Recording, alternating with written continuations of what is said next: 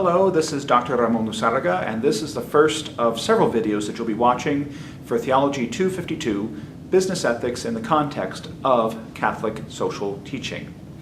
As you already know from the class, from your syllabus, which by the way I would urge you to review over again so that you'll know or you'll be reminded of the lay of the land of this class, our lecture-free classroom environment opens the class space for you to use what you have learned from the readings and these lectures to engage questions, engage problems. And when you discuss it amongst yourselves and with me, you will gain a greater understanding of questions in theology, questions in ethics, and questions in business. Studies have shown that students learn best when they teach each other. But to teach each other, you need something to be taught with, to teach with. And the readings, beginning with the readings in Basil, and these video lectures give you the stuff to work with.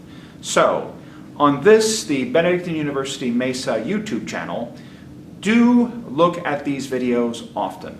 They will provide you with the information that you need to effectively participate in class, and also when it comes time for tests and exams and other forms of assessment, you can review these materials so that you will have all the information that you need to work through these assessments throughout that will dot the semester. Okay, so to that end, we move to our first question, our first problem, and that is, what does the early church think of wealth? What does the early church think of the generation of wealth? What does the early church think about saving money? I include Basil of Caesarea. There's the front cover. I include Basil of Caesarea because he is representative of the early church view of wealth and poverty. Very representative of that view. And this was a man who was born to great wealth and gave it up to become a monk. Because, as you know, one of the vows that religious take, monks included, is poverty. So he walked away from a life of certain comfort to a life of poverty in service to Jesus Christ and his church. So when he speaks about wealth, when he critiques wealth, its generation, its possession, and how it's used, he not only speaks from education, he also speaks from experience. So why do we bring this up? Well, you're going to find when you read people like Basil that a business ethics course in a Roman Catholic university can be a little bit ironic. It belongs in a Catholic university. It is proper to a theology curriculum, otherwise I wouldn't teach it. But when you read Basil, you will find that there is quite the irony here, given that today we have a view of wealth and poverty that is not entirely different from Basil, but somewhat different. When it comes to background, please keep something in mind with Basil. He comes before the time of modern economics, which arose with the Renaissance and the beginnings of truly global trade, when the Portuguese did an end run around the Arab monopoly on the spice trade and opened direct routes between Europe and Asia.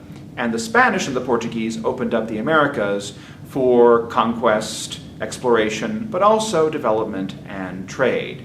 The global economy really began there.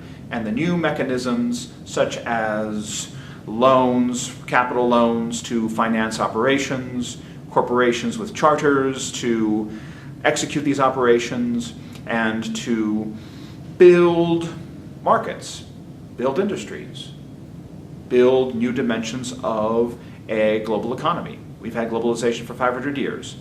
The only difference between now and then is its scope and its pace, which is unprecedented. So Basil, you might be tempted to say, may be obsolete because his economic environment is very different from ours.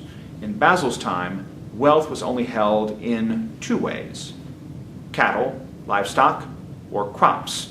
There was mining, you did have some merchants, but primarily you had wealth held in the possession of property in the form of animals and farms. Look at Job. The book of Job, his wealth is wiped out when his cattle is wiped out and when his crops are wiped out. That's what ruins him economically. But despite these differences, you're going to find that Basil's message on wealth still has resonance for the Christian. It still has relevance even though our economic worldview is much different than in Basil's time. So do read it, and we'll discuss it. Once again, what are his views on wealth? What are his views on saving money? To be continued.